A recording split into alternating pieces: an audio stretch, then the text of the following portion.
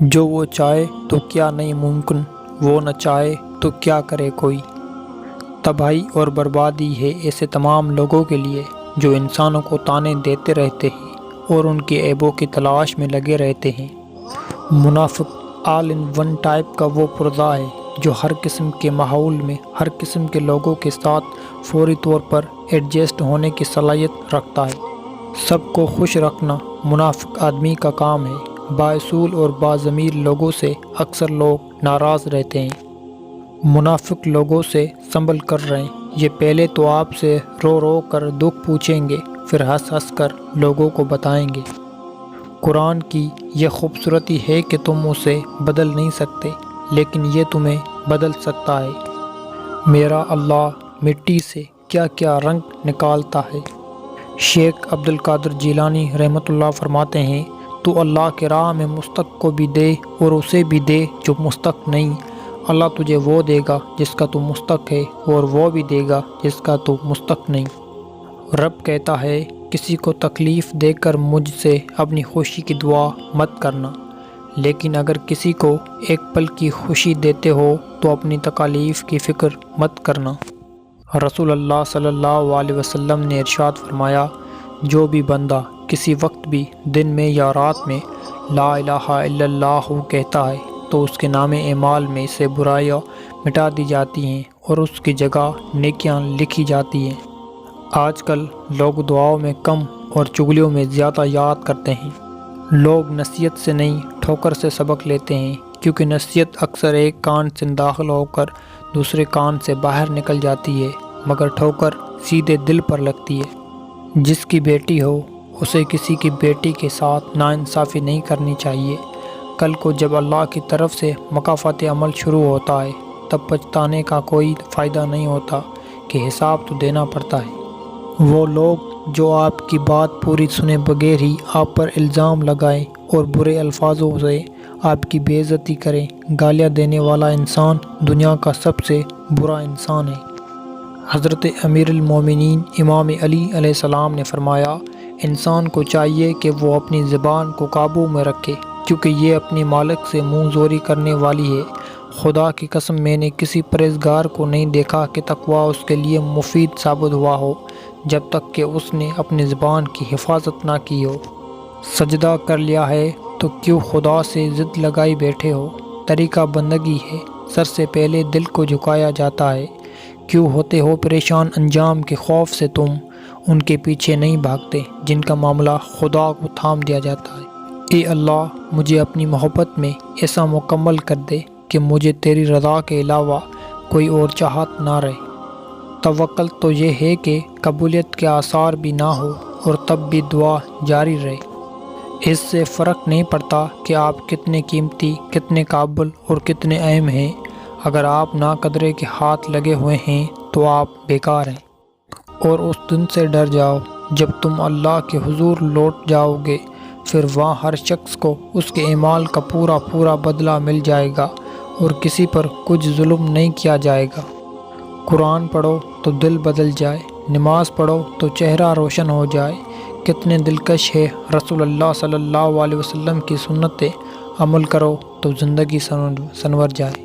اگر گندے کپڑوں میں شرم آتی ہے تو گندی سوچ رکھنے میں بھی شرم آنی چاہیے۔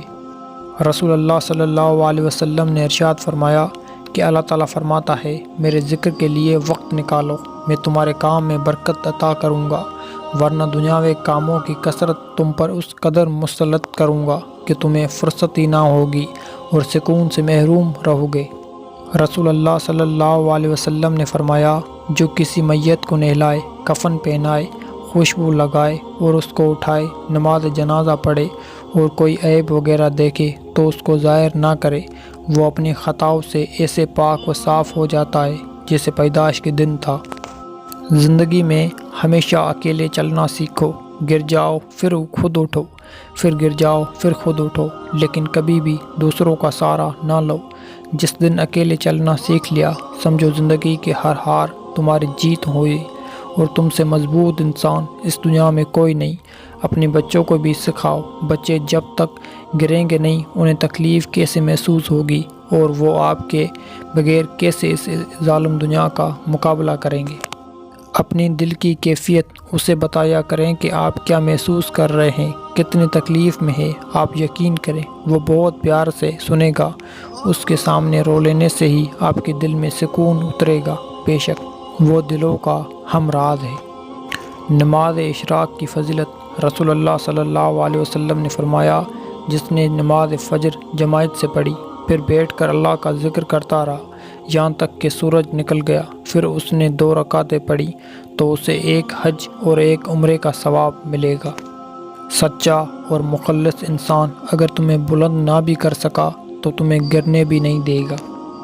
ٹوٹے ہوئے رشتے وہ جوڑ دیتا ہے، بات اپنے رب پہ جو چھوڑ دیتا ہے۔